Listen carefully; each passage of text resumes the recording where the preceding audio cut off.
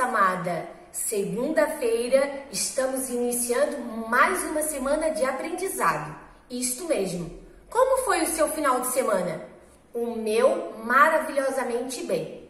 Então, hoje nós iremos trabalhar português, desenvolvimento humano e teremos educação física com o professor Gabriel.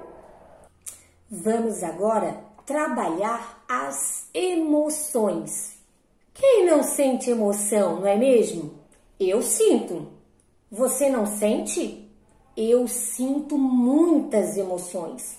Emoção da alegria, a emoção da tristeza, a emoção da raiva, a emoção do medo. Nossa, são diversas as emoções que o nosso corpo, a nossa mente sente.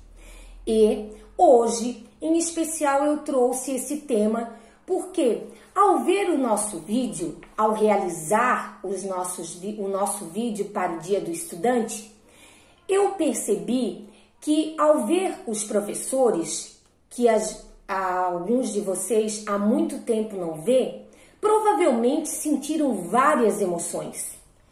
Quando viram a tia Jane, até que não, porque vocês acabam vendo a tia Jane todos os dias. Mas provavelmente alguma emoção pela tia Jane devem ter sentido. Quando comecei a cantar o parabéns, nossa, deve ter provavelmente sentindo a emoção do quê? Ela cantando parabéns. E aí, quando eu disse que parabéns, ela era pelo seu dia estudante, aí você já teve um outro tipo de emoção, não é mesmo? E depois veio a tia Neide, que provavelmente vocês sentiram uma emoção de alegria ao revê-la, porque eu bem sei que vocês gostam muito da tia Neide. Eu também, até porque ela é minha irmã, né? Depois teve os outros profissionais do Pingunuí, os educadores. Tio Xande, quem não tá com quem não teve naquele momento a emoção da saudade do tio Xande e do tio Caio, da sabedoria dele, as palavras dele para vocês, nossa, foram muito sábias. Já veio então a tia Mari, vocês quase não têm contato, ficaram com a emoção de dúvidas. Não conheço, quem será a tia Mari? Tia Mari trabalha no período da tarde, quase não tem contato. E aí veio a tia Carla, olha a emoção de ver a tia Carla aqui na escola, que saudade. E aí a tia Cacá veio lá com as suas palavras lindas e maravilhosas para vocês também, assim como os demais. A da tia Josi, que saudade de todos. Quanta emoção vocês sentiram ao assistir o vídeo preparado com muito carinho para vocês. Nossa, se vocês começarem a descrever, vocês vão relacionar várias emoções. Que gostoso que é. Só não é gostoso quando a gente sente umas emoções ruins, mas que fazem parte do nosso cotidiano, tanto alegres como ruins, não é mesmo? Então, lá por e-mail, a tia Jane solicitou uma atividade avaliativa e junto eu descrevi lá o conceito de emoção e solicitei que vocês realizassem a cópia no caderno de diário e abaixo, após a cópia, vocês realizassem a atividade avaliativa.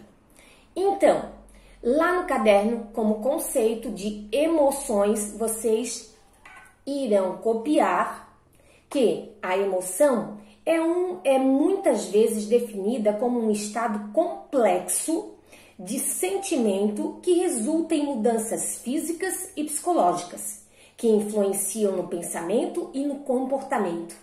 E não é verdade?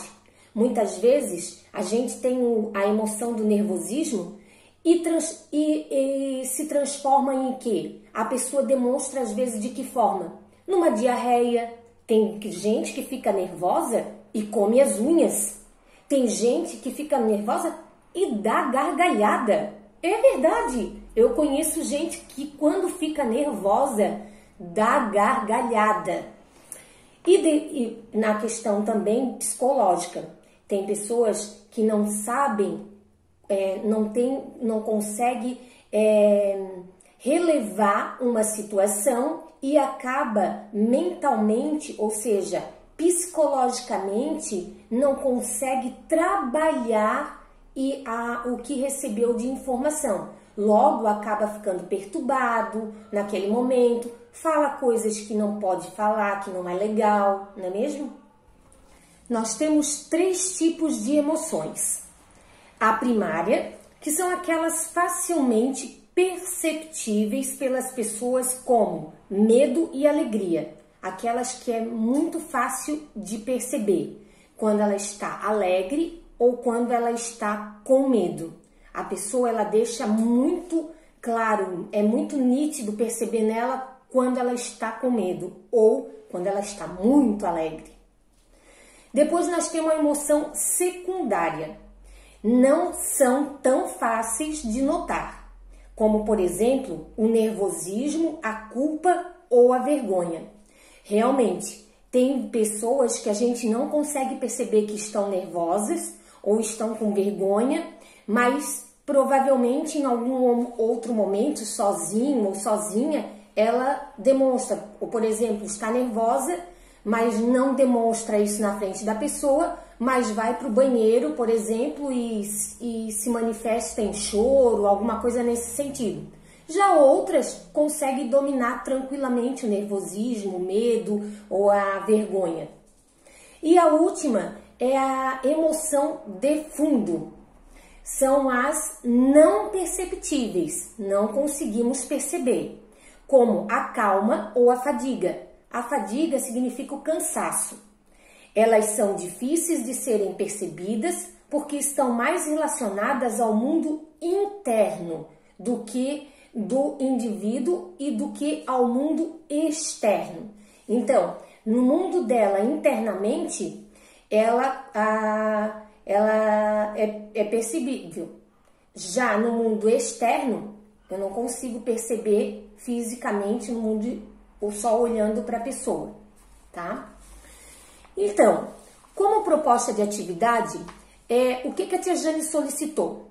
Que após você primeiro vai realizar a cópia desse conceito das 3 emoções e logo em seguida você vai escrever atividade avaliativa. Deixe uma linha lá depois da emoção lá de fundo, deixe uma linha e escreva atividade avaliativa. E aí você vai colocar lá. O que é atividade avaliativa para esse dia? Hoje é dia 17, você vai, no decorrer do dia de hoje, à noite que você vai realizar essa atividade. Então, eu pedi para que você relatasse num pequeno texto, não há necessidade de ser algo muito extenso, uma emoção que você sentiu no decorrer deste dia. Você pode ter recebido uma alegria, você pode ter recebido uma notícia de tristeza, você pode ter acontecido algo muito esquisito, muito estranho, uma reação inesperada, né? Então, você vai relatar nesse pequeno texto qual das emoções que você sentiu, secundária, primária ou de fundo. E aí você vai colocar, hoje, no período da tarde, eu senti uma emoção muito forte, que foi quando o fulano... Você vai relatando. E qual foi essa emoção que você sentiu, tá? E a tia Jane pediu o que mais? Que você apontasse bem o lápis, porque às vezes quando você envia lá no grupo a foto da atividade, eu quase não consigo enxergar, de forma para que a tia Jane possa avaliar essa atividade. E amanhã, na nossa aulinha live, a gente vai estar socializando essas atividades também, ok? Então, capriche nas atividades. Qualquer coisa a tia Jane está no grupo que possa responder para você ou na nossa live também, certo? Vamos iniciar nossa manhã com a disciplina de português. Hoje, conteúdo novo. Grau do adjetivo. Que quer dizer o quê? Serve para exprimir a intensidade das qualidades dos seres, ou seja, dos substantivos.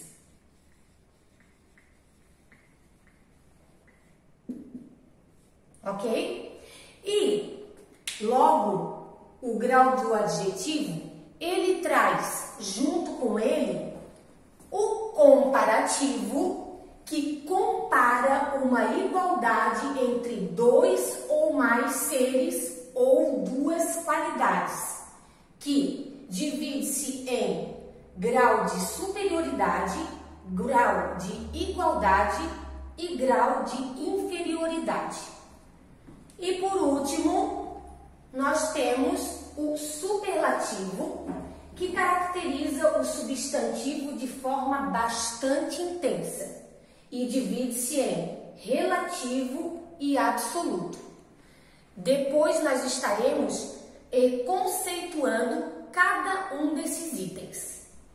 O grau do adjetivo, então, são os comparativos e os superlativos, que são utilizados para fazer comparações ou elevar as características atribuídas aos substantivos.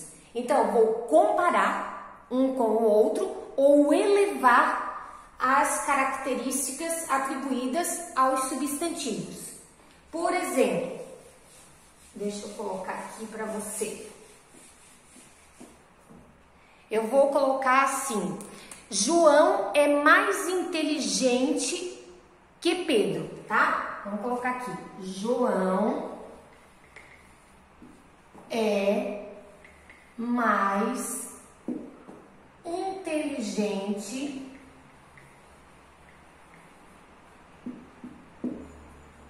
que Pedro.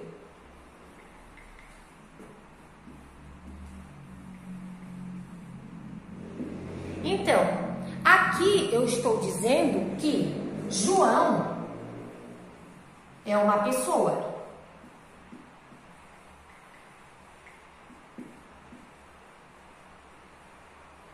Logo, Pedro também é uma pessoa, certo? Eu estou fazendo o quê? Eu estou comparando João com o Pedro. Entenderam? Ali no nosso livro, nós temos lá na página 103, no livro de língua portuguesa, nós temos conceituando o grau do adjetivo, que a tia Jane vai dar uma lida, e depois tem umas atividades das quais vocês irão realizar, certo?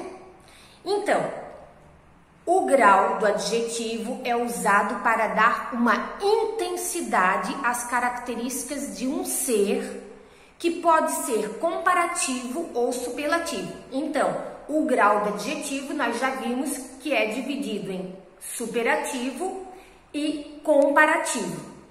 Agora nós vamos ver o comparativo. O comparativo, ele estabelece uma comparação, vai comparar, tá? Entre dois seres em relação a uma mesma característica. Aí vem o grau de superioridade, que exemplo, Maria é mais medrosa do que Helena. Então, a Helena, ela tem um grau de superioridade e a Maria não, a Maria é mais medrosa.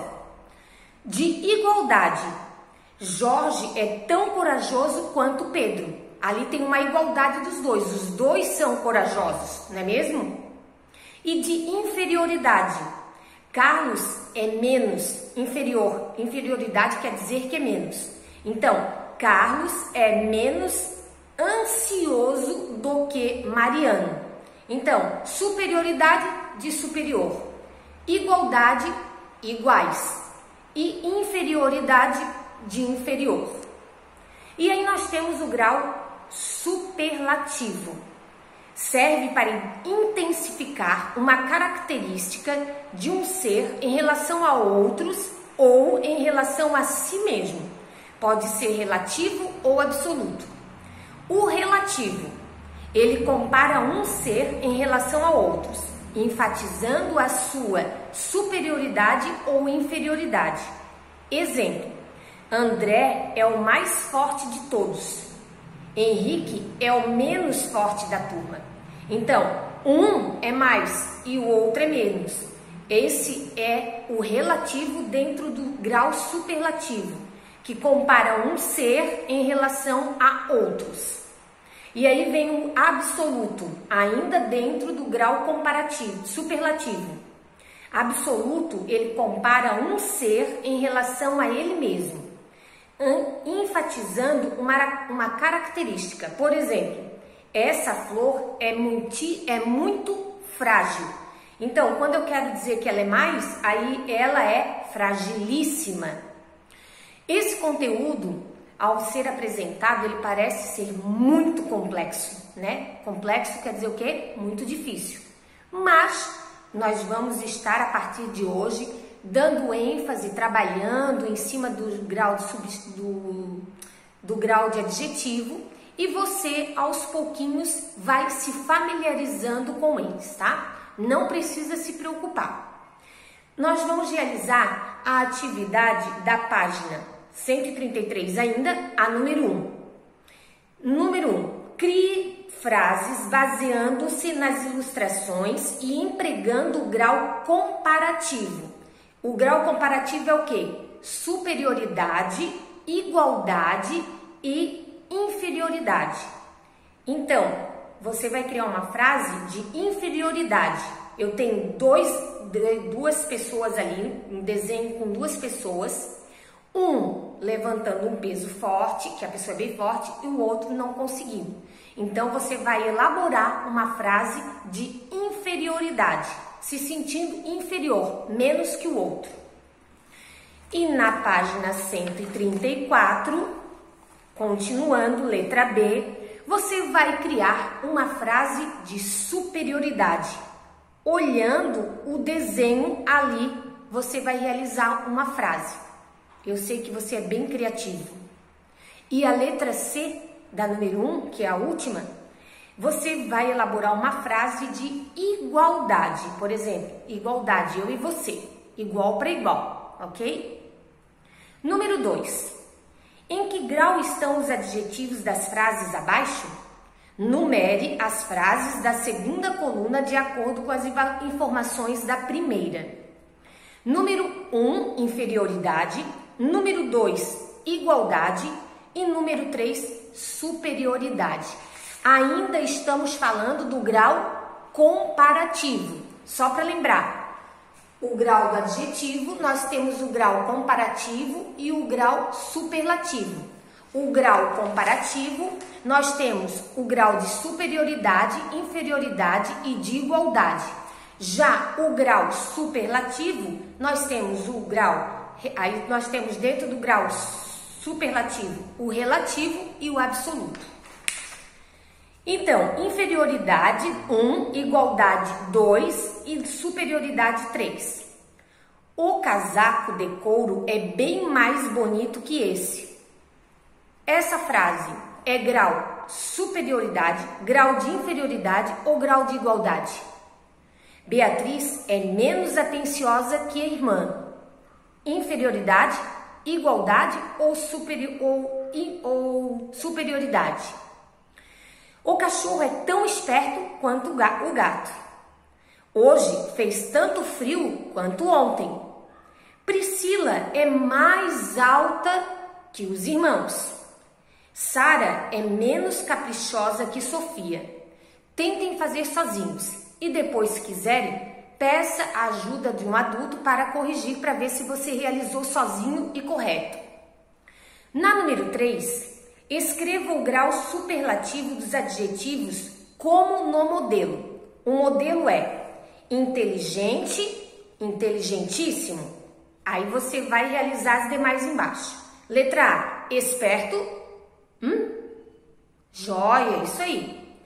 Competente, cheio, fácil e, por último, feliz.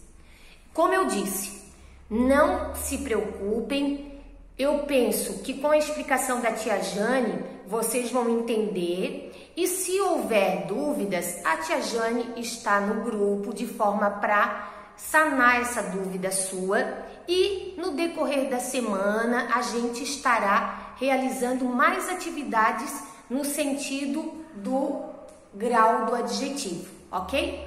Então tá certo. Até daqui a pouquinho na nossa live.